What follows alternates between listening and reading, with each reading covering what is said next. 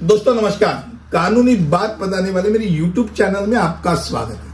आज का विषय सोसाइटी हो या ट्रस्ट, उसमें चुनाव का कार्यक्रम कैसा होता है। पहली बात यह है कि कोई भी कमेटी पे आने वाला कमेटी मेंबर हो या अध्यक्ष हो या सेक्रेटरी हो, कोई भी हो, वो क्या पूरे जन्म के लिए उधर की कमेटी में आने के लिए नहीं चुना जाता। वो एक कालावधि होता है, एक 4 साल का, 5 साल का, जो उसके घटना में, उसके कॉन्स्टिट्यूशन में दिया हुआ जो कालावधि, उस कालावधि के लिए वो होता है। जब उसका कालावधि खत्म होने वाला है, कमेटी का कालावधि खत्म होने वाला है, तो चुनाव तो डिक्लेयर करना है। तो कैसा किया जाता है? तो पहली बात, जो समिति होती है, कार्यकारिणी समिति, वो अपनी बैठक में एक चुनाव की उचित प्रक्रिया के लिए एक चुनाव समिति नियुक्त करेगी।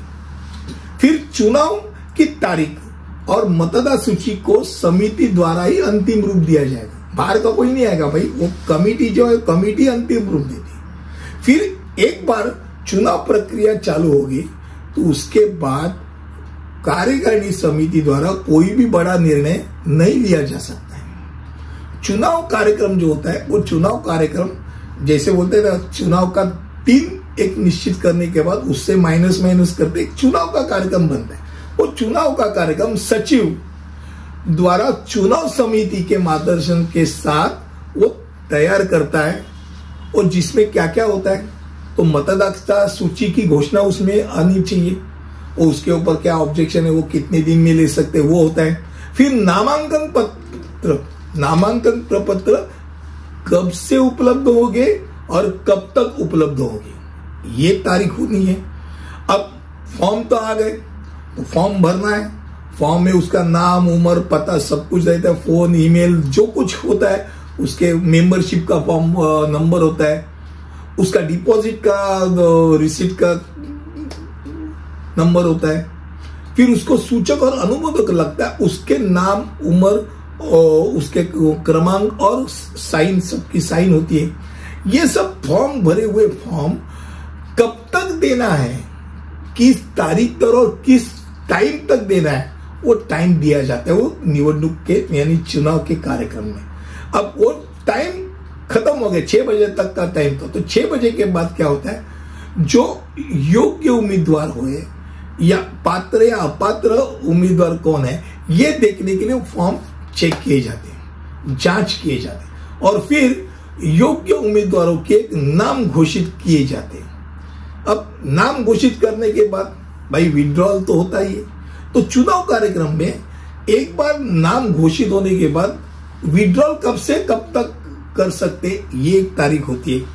तो वापसी की तारीख दी जानी होती है, और वापसी होने के बहुत बार ऐसा होता है कि सेटलमेंट हो जाता है कि भाई चलो बिना इलेक्शन के अगर समिति का गठन हो सकता है तो अच्छी बात है। अगर मान लो ऐसे होता है कि कुछ पदों के लिए सेटलमेंट होता है, कुछ पदों के लिए नहीं होता है, तो जो लोग ने पीछे ले लिया उसके बाद किन पदों के लिए इलेक्शन है, वो एक लिस्ट हो जाती है, यानी उम्मीदवारों की अंतिम सूची आ जाती है।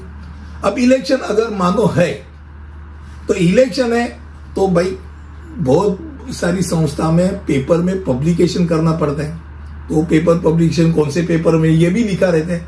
फिर मतदाता की तो बैलेट पेपर होती है, तो बैलेट पेपर छपाया जाता है, और चुनाव का दिन में बॉक्से पे उनके साइन लिए जाते हैं, बॉक्सा बंद किया जाता है, और इलेक्शन यानी चुनाव कब से कब तक, किस टाइम से किस टाइम तक, ये दिया जाना चाहिए चुनाव कार्यक्रम। अब मान लो 6 बजे तक चुनाव का वोटिंग पीरियड है, तो 6 के बाद क्या होगा, 6 के बाद चुनाव का जो काउंटिंग है, काउंटिंग चालू हो जाएगा, मतगणना चालू हो जाएगी, और मतगणना के परिणाम जो होते हैं, वो रिजल्ट, वो चुनाव समिति अध्यक्ष को सुपुर्द करती है। मान लो अध्यक्ष का भी इलेक्शन है, तो भाई माजी अध्यक्ष तो है, रनिंग अध्यक्ष जो है उसको दिए जाते। और बहुत सारे ट्रस्ट या सोसाइटी में ये सब होने के बाद एजीएम में वो जो रिजल्ट है, वो रिजल्ट अनाउंस किए जाते हैं। अगर अध्यक्ष का इलेक्शन है, तो जो आउटगोइंग अध्यक्ष जो है, वो इनकमिंग अध्यक्ष का स्वागत करता है और उसको सुपुर्द करता है। इसी तरीके से चुनाव का कार्यक्रम एक सोसाइटी या ट्रस्ट में होता है। मुझे लगता है कम शब्दों में आपके सामने ये मैंने चीज रखी। अगले वीडियो में ऐसे ही कुछ लेके आऊंगा, तब तक के लिए अलविदा, धन्यवाद।